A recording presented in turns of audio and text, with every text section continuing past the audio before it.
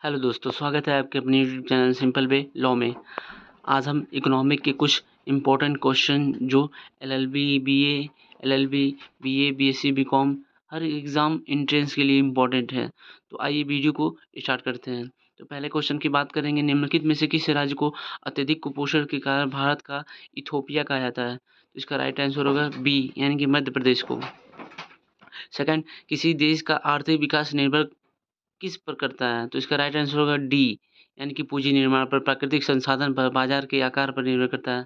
तीसरे क्वेश्चन की बात करें, भारतीय अर्थव्यवस्था के उदारीकरण का अग्रदूत किसको कहा जाता है? तो इसका राइट आंसर होगा बी, यानी कि डॉक्टर मनमोहन सिंह को कहा जाता है। चौथे क्वेश्चन की बात करें, ड्रेन का सिद्धांत, द थ्योरी ऑफ ड्रेन किसने प्रतिपादित किया था? तो इसका राइट आंसर होगा बी, यानी कि दादा भाई नौरोजी ने। पांचवें क्वेश्चन की बात करें तो भारत में राष्ट्रीय आय का आकलन सबसे पहले किसने किया था? तो इसका राइट आंसर होगा बी, यानी कि दादा भाई नौरोजी ने। छठवें क्वेश्चन की बात करें, भारत में राष्ट्रपति आय की गणना निम्नलिखित में से किसके द्वारा की जाती है? तो इसका राइट आंसर होगा सी, यानी कि केंद्रीय सांख्यिकी संगठन के द्वारा। सातवें क्वेश्चन की बात करें, निम्नलिखित में से कौन सा क्षेत्र भारत के सकल घरेलू उत्पाद यानी कि जीडीपी को सर्वाधिक योगदान देता है जीडीपी में? तो इसका राइट आंसर होगा सी, यानी कि तृतीय क्षेत्र। आठवें क्वेश्चन की बात करें कि तो आय विधि से राष्ट्रीय आय का आकलन करते समय निम्नलिखित में से किसको शामिल नहीं किया जाता है? तो इसका राइट आंसर होगा डी, अवितरित आय को। नौवें क्वेश्चन की बात करें, व्यय विधि के माध्यम से जीएनपी की गणना में क्या शामिल नहीं किया जाता? तो इसका राइट आंसर होगा सी, मूल्य ह्रास व्यय को शामिल नहीं किया जाता है। 10वें क्वेश्चन की बात करें तो मुद्रास्फीति की उच्च दर और बेरोजगारी की उच्च दर की एक साथ उपस्थिति को क्या कहते हैं? तो इसका राइट आंसर होगा बी, यानी कि स्टैगफ्लेशन कहते हैं। 11वें क्वेश्चन की बात करें, रिजर्व बैंक के नोट निर्गमन विभाग के पास हर समय कम से कम कितने मूल्य का स्वर्णकोष रहना चाहिए? तो इसका राइट आंसर होगा बी, यानी कि 115 करोड़ रुपए का। 12वें क्वेश्चन की बात करें, राष्ट्रीय कृषि एवं ग्रामीण विकास बैंक की स्थापना किस पंचवर्षीय योजना विधि में की गई थी? तो इसका राइट आंसर होगा सी, यानी कि छठवीं पंचवर्षीय योजना। नेक्स्ट क्वेश्चन की बात करें तो निम्नलिखित में से कौन सा भारतीय बैंक भारत में 1 करोड़ रुपए के बाजार पूंजीकरण तक पहुंचने वाला पहला बैंक बना? तो इसका राइट आंसर होगा सी, यानी कि एसबीआई बैंक। 14वें क्वेश्चन की बात करें, भारत में मुद्रा जारी करने का एकमात्र अधिकार 1 रुपए के सिक्कों तथा नोटों को छोड़कर निम्नलिखित में से किसके पास है? तो इसका राइट आंसर होगा डी, यानी कि भारतीय रिजर्व बैंक के पास है। 15वें क्वेश्चन की बात करें, वह कौन सा बैंक है जिसने कृषकों के पास आसानी से पहुंचने के लिए किसान क्लब बनाए हैं? तो इसका राइट आंसर होगा ए, यानी कि क्षेत्रीय ग्रामीण बैंक। 16वें क्वेश्चन की बात करें तो निम्नलिखित में से कौन माल के आयात हेतु विदेशी विनिमय को स्वीकृति देता है? तो इसका राइट आंसर होगा सी, यानी कि भारतीय रिजर्व बैंक। नेक्स्ट क्वेश्चन की बात करें, मुद्रास्फीति की उच्च दर और बेरोजगारी की उच्च दर की एक साथ उपस्थिति को क्या कहते हैं? तो बी, यानी कि स्टैगफ्लेशन कहते हैं। भारत में सभी राष्ट्रीयकृत वाणिज्यिक बैंकों में बचत खातों पर दी जाने वाली ब्याज दर किसके द्वारा निर्धारित की जाती है?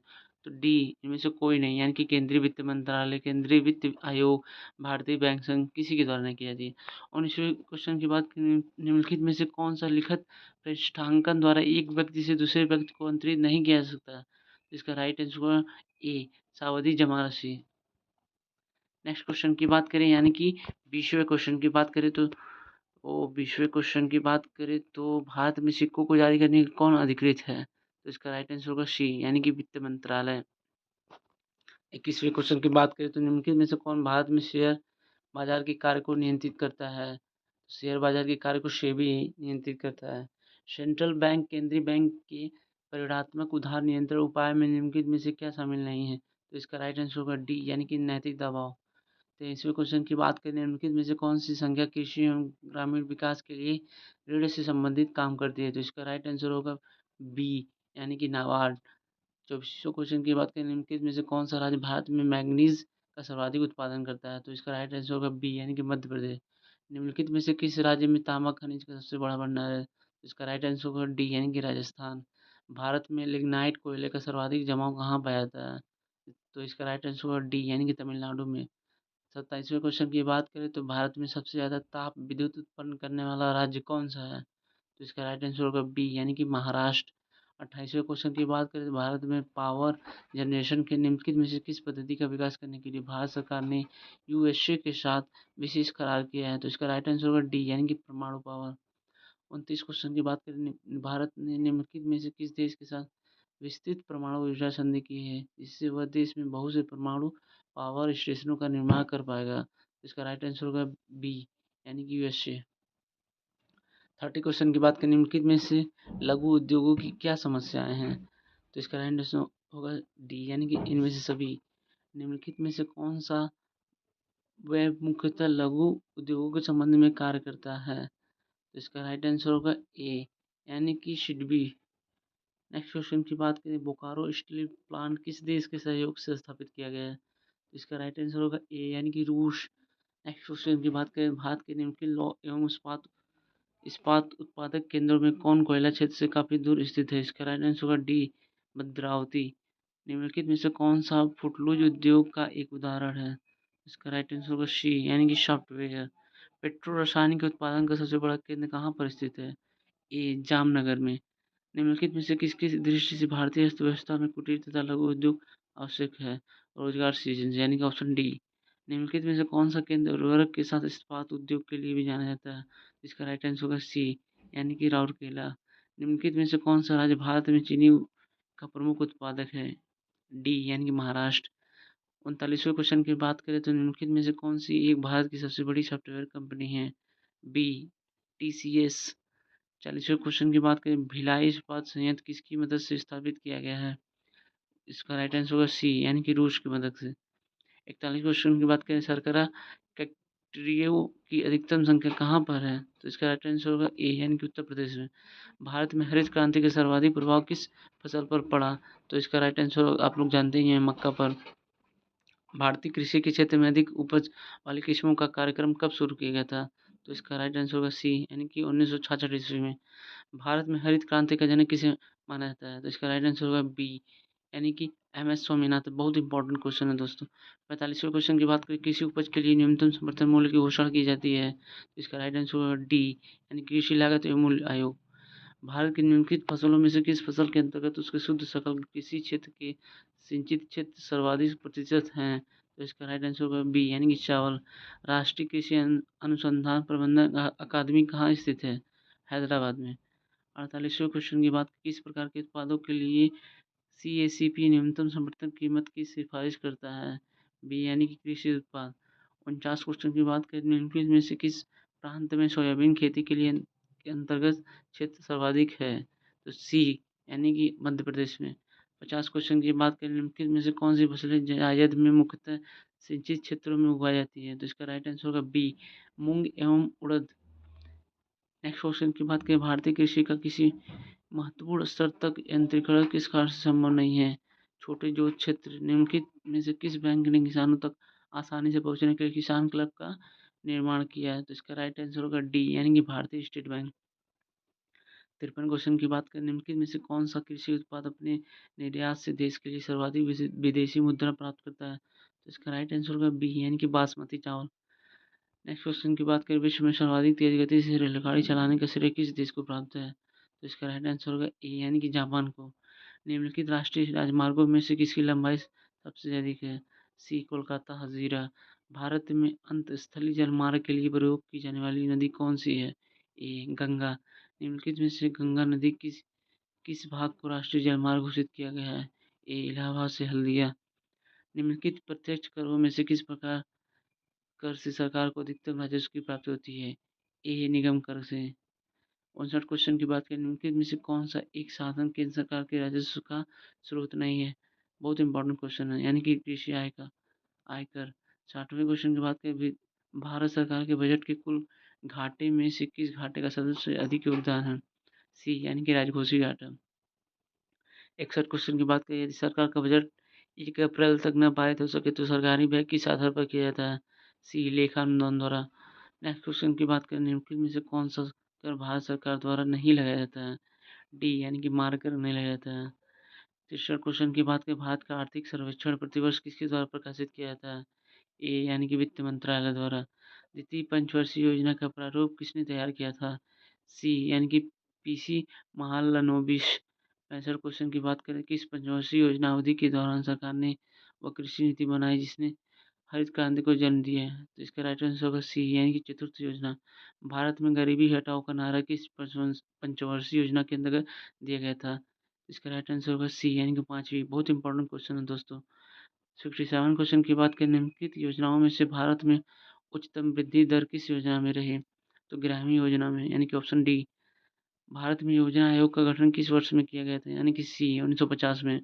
किस पंचवर्षीय योजना में भारी उद्योग को प्राथमिकता दी गई थी? तो इसका राइट आंसर होगा ए यानी कि दूसरी पंचवर्षीय योजना में।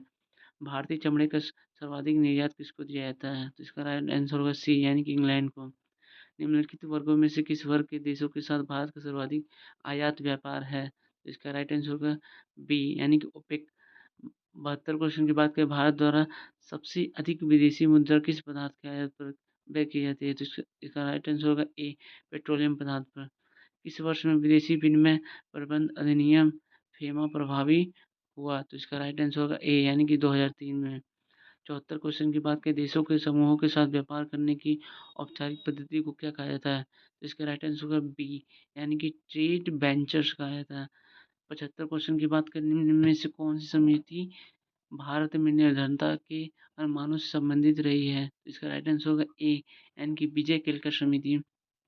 नेक्स्ट क्वेश्चन की बात करें, नरसिंघम रिपोर्ट का संबंध किसके पुनर्गठन से है? तो इसका राइट आंसर होगा सी बैंकिंग संस्थान।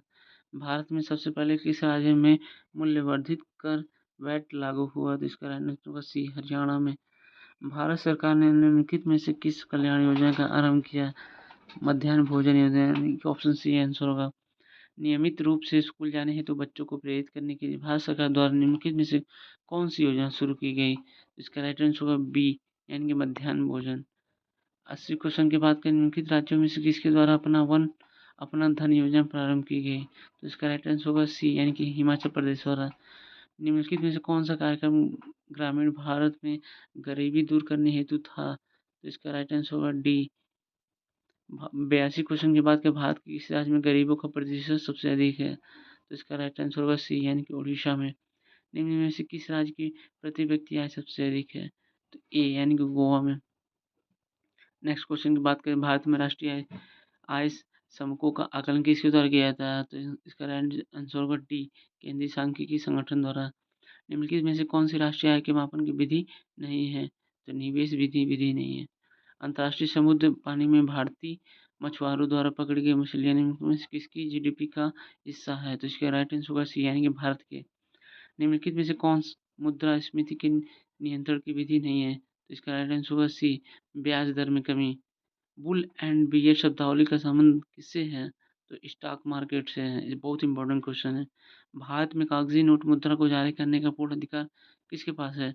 तो रिजर्व बैंक यानी कि ऑप्शन सी आंसर है। 90 क्वेश्चन की बात करें, निम्नलिखित में से किसको वास्तविक मजदूरी वेतन का प्रमुख निर्धारित माना जाता है? तो इसका राइट आंसर होगा डी मुद्रा की क्रय शक्ति को। प्रथम क्षेत्रीय ग्रामीण बैंक की स्थापना किस वर्ष की गई? इसका राइट आंसर होगा डी यानी कि 1975 में। फेडरल रिजर्व निम्नलिखित में से किस देश का एक वित्तीय संगठन है? तो इसका राइट आंसर होगा ए यानी कि यूएसए का। भारत में व्यापारिक बैंकों की देनदारी के घटकों में निम्नलिखित में से सबसे महत्वपूर्ण कौन है?